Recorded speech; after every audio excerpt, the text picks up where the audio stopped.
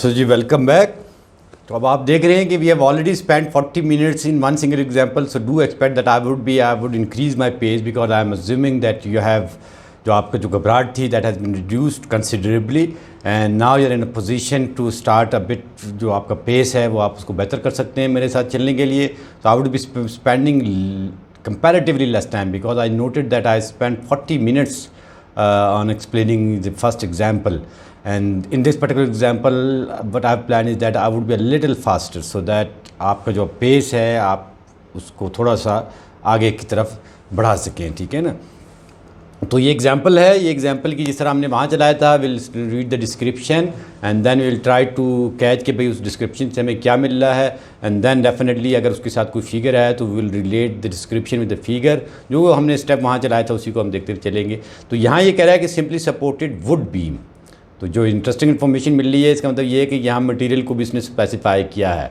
तो रेडिली जो चीज़ क्लिक करनी चाहिए इसका मतलब ये है कि the value of E and I अब आपके पास कैलकुलेट करनी होगी, क्योंकि वहाँ उसने सिंप्लीफाइड दे दिया था। उसने कहा था ई और आई जो है वो कांस्टेंट है। यहाँ उसने पहले वर्ड में उसने कह दिया है कि simply supported would be. Material would का आ रहा है, जब मटेरियल वुड का आ रहा है तो definitely it will have certain model of elasticity, और अगर वुड आ रहा है तो मतलब ये है कि उसने उसके कुछ क्रॉस सेक्शनल प्रॉपर्टी भी दी हुई हैं, और from that cross sectional properties you may have to find out the moment of inertia as well to calculate the flexural rigidity. Anyhow, तो यहाँ से थोड़ा सा इन्फॉर्मेशन मुझे ये मिली।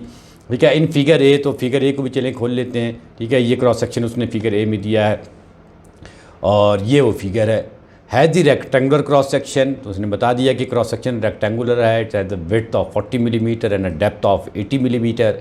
तो that's a good information, doesn't matter. सबसे अच्छी बात ये है कि रेक्टेंगुलर क्रॉस सेक्शन है और the moment of inertia for जो रेक्टेंगुलर क्रॉस सेक्शन का होता है वो फाइंड आउट करना बड़ा सिंपल है। आपने मैकेनिक्स, इंजीनियरिंग मैकेनिक्स में सीखा हुआ है उसका formula. Anyhow will repeat the formula here as well. The beam supports a concentrated load of 300 newton. अब लोड जो है, अच्छी बात ये आ गई कि कंसनट्रेटेड लोड आ गया है, तो 300 न्यूटन का कंसनट्रेटेड लोड ये है। लेकिन थोड़ी सी बुरी बात ये है कि लोड सेंटर पे नहीं लगाया हुआ है। सेंटर पे लग जाता तो सिमेट्री हो जाती है और हमारे लिए चीज़ें थोड़ी सी आसान हो जाती।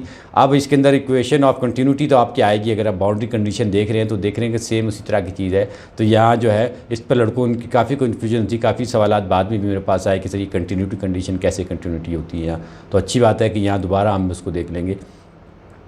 तो 2 मीटर पे लगा हुआ है, ये टोटल 3 मीटर की लेंथ है इस बीम की और 2 मीटर के ऊपर लगा हुआ है। तो अगर 1.5 मीटर के ऊपर लग जाता तो थोड़ी ज़िंदगी आसान होती, बहरहाल अब भी कोई मुश्किल नहीं होगी। आप देखेंगे ये भी बड़ा आसान से सवाल आता है। Determine the maximum displacement and the maximum slope angle of the beam. तो अब आपको ये इन्फॉर्मेशन नहीं दे रहा कि मैक्सिमम डिस्प्लेसमेंट कहाँ है, और ये इन्फॉर्मेशन नहीं दे रहा कि maximum slope angle of the beam कहाँ है, but you have to find. तो अब हम देखते हैं कि इसको करने के लिए आपके पास क्या तरीक़ाकार रहता है। ठीक है, तो use modulus of elasticity of would इसने दे दिया है कि 12 गीगापास्कल आप इस्तेमाल करें। Neglect the weight of the beam, so weight of the beam को निगलेक्ट कर दें, ये अच्छी बात है, वरना वो यूडियल लोड भी आपको उसको लगाना पड़ जाता। Note that the reaction A and C have already been computed. यहाँ ज़िंदगी आसान की कि ए और सी पर आपको रिएक्शन ऑलरेडी कैलकुलेट करके दे दी है, अदरवाइज़ खैर ये बहुत बड़ा आसान नहीं किया है। 300 के हिसाब से हमें पता है कि हम कैसे रिएक्शन को निकाल सकते हैं। एनी आओ, बहरहाल दे दिया तो अच्छी बात है, वी शुड थैंक हिम कि उसने हमें इन्फॉर्मेशन दी है। ठीक है, तो अब the moment of inertia of the cross sectional area जो होता है वो BHQ/12 होता है। ठीक है, तो B 40, 80, 12 डाला तो this is the moment of inertia. This one is in the millimetres की पावर 4 है, and this one when you convert into metre to the power 4, so this is the moment of inertia. I think the simple calculation है, ये मुझे कराने की ज़रूरत नहीं है। द फ्लेक्सुरल रिजिडिटी, चूँकि ई भी हमें गिवन था, आई भी हमने निकाल लिया, तो फ्लेक्सुरल रिजिडिटी हमें पता चल गई। तो एक जो आपका हैसल थी वो ही 1-2 स्टेप के अंदर यूज करके ख़त्म हो गई। तो elastic curve is shown by the dash line the figure. अगर आप इस फिगर के अंदर देखते हैं तो इलास्टिक कर्व वो कह रहा है कि डैश लाइन में उसने खुद ड्रॉ करके दे दिया है। हमने ये आपको कहा था जब आपने 4 स्टेप बनाए थे कि आपने एक रफ सा इलास्टिक कर्व जो है इसका खुद ड्रॉ करना है from your intuition, from your understanding and from your non knowledge के भाई किस तरीके से लोड लग रहा है और कैसे डिफ्लेक्ट होगी। बहरहाल वो जब इस तरह के सवालात आएंगे, हम ज़रा अनसॉल्व जब प्रॉब्लम करेंगे तो वो भी इंशाल्लाह आपको कराएंगे। तो यहाँ जो एक दूसरी इन्फॉर्मेशन थी वो ये थी कि यहाँ इलास्टिक कर्व्स ने खुद ड्रा करके दिया था। तो ये सवाल को यहाँ इंक्लूड करने का मकसद ये था कि ये कैसा सवाल, पहले सवाल में वैल्यूज़ नॉन नहीं थी, क्यू की वैल्यू नॉन नहीं थी, एल की वैल्यू नॉन नहीं थी, एक जनरलाइज प्रॉब्लम कहलाते हैं। Those problem and known as generalize problem. और ये फिर एक पर्टिकुलर प्रॉब्लम है, एक फिक्स केस है जिसके ऊपर you know the value of load, you know the length of the beam, ठीक है। तो ये इसलिए इन दोनों का माइनर से कम फर्क था, और इसलिए मैंने वहाँ वो एक सिंप्लीफाइड केस लिया जनरलाइज, एंड देन ये फिर थोड़ा सा किया। और इस केस के अंदर जो दूसरी अच्छी खास बात ये है कि सिमेट्री नहीं है, लोड इज़ ऑफ सेंटर है, तो फिर हम इस वजह से भी मैंने इसको इंक्लूड किया कि ये फिर कैसे होगा, ठीक है। तो ये जब आपने कर लिया तो ये आपने, इसका मतलब ये है कि आपको दो मोमेंट की इक्वेशन आएंगी, एक यहाँ आएगी और एक यहाँ आएगी। तो इस वजह से वो चल रहा है। The elastic curve is shown by the dash line because the load is discontinuous at B, ठीक है। The beam must be divided into two segment A B and B C. The bending moment in the two segment of the beam can be derived from the Freiberg diagram. So you will have to find out the bending moment from the section AB, and then you will have to find out the bending moment for the section BC. ठीक है, तो ये इस तरीके से ये find out करेंगे हम। तो द मोमेंट ऑफ इनर्शिया, नहीं ये तो गलत चीज़ आ गई, moment of inertia, the moment of inertia नहीं है, दिस इज़ द मोमेंट है। ये मेरे ख्याल में यहाँ से मैं कॉपी करके ले आया हूँ मोमेंट ऑफ इनर्शिया को, ये मोमेंट ऑफ इनर्शिया नहीं है। तो मोमेंट ले रहे हैं, ये moment for section A B है इज़ 100x। तो अगर ये आपको, ये मैं आपको यहाँ से समझा दूँ 100x कैसे आती है। देखें, दो इसके आपने सेक्शन लेने हैं, पेन कहाँ गया, ये है, दो आपने सेक्शन लेने हैं, one is section A B. तो मैं इसको यहीं आपको ड्रॉ करके दूंगा इसके सेक्शंस को, कि एक सेक्शन हम लोड के इधर यहाँ कट कर रहे हैं, और यहाँ कट करने के बाद जो कुछ लेफ़्ट पर है आप वो ले लें, तो लेफ़्ट के ऊपर आपके पास फिर ये चीज़ बच जाती है, और यहाँ एक रिएक्शन बच जाता है 100 का, और ये length you are saying to be x, ठीक है। वो इक्विलिब्रियम के लिए यकीनन आपको एक लोड यहाँ भी लगाना पड़ेगा, और जो मोमेंट होगी वो भी लगाना पड़ेगी। अगर ये आपको देखेंगे कि किस तरीके से कर रहा है, तो आपको मोमेंट यूँ लगाना पड़ेगी ताकि ये इक्विलिब्रियम में मेंटेन रहे। This is for the section A B, and then moving for the section C B, फिर आपको सेक्शन यहाँ से कट करना पड़ेगा, और ये पूरी की पूरी चीज़ आपको लेनी पड़ेगी। तो वो फिर आप जब ड्रा करने जाएंगे तो वो आपके पास इस किस्म की चीज़ होगी। यहाँ से मैं ये रिएक्शन ही लगा देता हूँ सिर्फ इसके ऊपर, रादर देन वो यहाँ एक लोड आपने ये 300 का लगा दिया, and this whole thing is now x। तो अगर आप इसकी बेंडिंग मोमेंट इक्वेशन लिख रहे हैं, तो फिर यहाँ इस जगह को आप फिक्स करते हैं ये बेंडिंग मोमेंट इक्वेशन को लिखने के लिए। तो यहाँ जो लेफ़्ट के ऊपर जितनी भी फोर्सेस आ रही हैं जो कि मोमेंट काज कर रही हैं, वो आप इंक्लूड करते हैं। तो moment for this section A B would be equal to 100 time x. So that is the only load that is being applied on the left hand side of this section AB. So this is the moment equation, and for writing the moment equation, this is for whole section है ना BC के लिए। तो moment for the section BC is equal to 100 time x, which is this moment caused by this load, and then 300 into x minus this distance, which is I think which was 2 meter. So this is the moment equation for this part. तो यहाँ तक इतना समझने के बाद हम दोबारा इस मोमेंट इक्वेशन के ऊपर आ जाते हैं। ये देख लीजिए कि ये एक मोमेंट इक्वेशन उसने उस सेक्शन की लिखी, and this is the moment equation for the other section. अब यहाँ अगर आप देख रहे हैं ए बी में, वेयर ये moment equation is valid when x is greater than 0 and less than 2, and this moment equation is true for x greater than 2 and less than 3। तो अगर आप इसमें अंदर x की वैल्यू अगर आप 0 पुट करते हैं तो आपको मोमेंट क्या मिल रही है, 0 मिल रही है। एंड फ्रॉम द नॉन जो आपके नॉलेज है वो आपको पता है कि x के ऊपर या सपोर्ट के ऊपर मोमेंट 0 होती है। तो बहरहाल ये तो शेयर मोमेंट इक्वेशन की मैं कहानी में दोबारा घुस गया, तो मैं I do not want to indulge into that. इंशाल्लाह वो जो मैंने इनिशियल सीरीज ऑफ लेक्चर शुरू किए हैं आप देख भी रहे हैं, माशाल्लाह अच्छा रिस्पॉन्स मिल रहा है। You people are watching that and you people are encouraging me to record further lecture on that. I will be doing that इंशाल्लाह। तो उसके अंदर आस्ता आस्ता जब हम इंशाल्लाह ये मोमेंट के ऊपर पहुँचेंगे, shear force bending diagram, and then will be deriving इंशाल्लाह the flexure formula as well. So I am doing that as well इंशाल्लाह। तो वो आपको मिलेगा जल्दी, तो इसलिए यहाँ मैं स्पेंड ज़्यादा, I will not be spending more time on this. So right now we know the moment equation for the both section, and from that knowledge आपको ये पता है कि this is the moment equation। अब segment A B को इसका मतलब ये होगा कि आप अलग से सॉल्व करेंगे, उनकी अलग इक्वेशन ही निकालेंगे और बी सी के अलग निकालेंगे। तो बेस्ड ऑन दिस नॉलेज आप देख रहे हैं कि मैंने सेगमेंट ए बी को अलग से हाईलाइट किया है और इसको हम अलग से करते हुए चल रहे हैं। तो ए बी की जो इक्वेशन है वो ये इक्वेशन है, वो 100x लिखी, एक दफ़ा इसको डिफ्रेंशिएट किया तो इसको 50x² प्लस सी बनाया, दो दफ़ा इंटीग्रेट किया तो C1 और C2 आ गए। ठीक, तो डबल इंटीग्रेशन कैसे होगी वो आपको भी पता है, I am not repeating that thing. ठीक है, सो बेस्ड ऑन दैट ये जो इन्फॉर्मेशन हमें मिली है, we got two constant integration C1 and C2, and then will have to find out the values of this constant integration through our 3 boundary condition. और उसमें से हमने पता था कि 2 boundary condition would always be sufficient for calculating the constant C1 and C2। Similarly अगर आप segment B सी की इक्वेशन बनाते हैं तो वो सेगमेंट मोमेंट की ये आ गई, ई बाई की ये लिखी है और एक दफ़ा इंटीग्रेट किया तो this is the equation of the slope, ठीक है, ये स्लोप की इक्वेशन आ गई and this is the equation of the deflection, this is equation. The four constant of integration आ गए हैं, अब C1 C2 वहाँ है एंड C3 एंड C4 यहाँ आ गए, can be found from the following boundary and the continuity condition. Let's see कि वो क्या बाउंड्री, तो अगर आपकी इंट्यूशन है तो you can pass it here, you can apply your own knowledge, write down that known values and then you can compare with this, ठीक है। तो इसका बेहतर तरीका ये होगा कि अगर आप अपना टेस्ट करना चाह रहे हैं your knowledge, so do pass your this video hair, आप अपने नॉलेज के ज़रिए से C1 C2 और C3 और C4 के लिए जो इन्फॉर्मेशन आपको बाउंड्री कंडीशन से इस बीम के लिए मिल रही है, क्योंकि यहाँ आपको सिमेट्री भी मिल रही है, यहाँ आपको बाउंड्री भी मिल रही है, तो उन बाउंड्री कंडीशंस को आप नोट डाउन कर लें एंड देन यू कैन फिर कंपेयर, ठीक है। अगर गलत भी आती है तो you need not to worry, because जैसी बात है ये तो आपको लर्निंग के लिए हम करवा रहे हैं ना, और इसीलिए आपको प्रॉब्लम करा रहे हैं। तो आपका असेसमेंट टेस्ट वहाँ होना है, ये तो भी आपको सिखाया जा रहा है, जब हम सिखा लेंगे तो फिर टेस्ट करेंगे, इस टाइम गलत भी हो रहा है तो कोई घबराने की बात नहीं है। अच्छा, तो ये कंडीशन जो है वो फिर हम यहाँ ला रहे हैं। पहली कंडीशन ये आ रही है कि deflection is zero at x is equal to 0 metre, no deflection at a due to the support, ये बाउंड्री कंडीशन थी। तो substituting v is equal to 0 when x is equal to 0 into equation, आपको यहाँ से C2 की value मिल गई। तो ये फिर वैल्यू आप किस में पुट करेंगे, क्योंकि दिस इज द डिफ्लेक्शन की इन्फॉर्मेशन है ना, this is the equation of the deflection, so you will be putting that deflection information into the deflection equation, you cannot put that into the slope equation के अंदर। और दूसरी जो deflection की information मिल रही है कि आपको पता है कि सब सिंपली सपोर्टेड बीम है तो सब दोनों सपोर्ट के ऊपर डिफ्लेक्शन जीरो होती हैं। तो पहले केस में आपने x इक्वल टू 0 मीटर लिया, दूसरे केस में आपने x इक्वल टू 3 मीटर लिया, और यहाँ से भी आपको पता चल रहा है कि there is no deflection at C due to the support. और ये जब आप पुट करते हैं तो यहाँ से आपको C3 और प्लस C4 की फॉर्म में एक पूरी इक्वेशन मिलती है, और यहाँ दो अननोन है, अभी तक पूरा कुछ सॉल्व नहीं हुआ। यहाँ से आपको सिर्फ ये पता चल गया कि C2 0 है।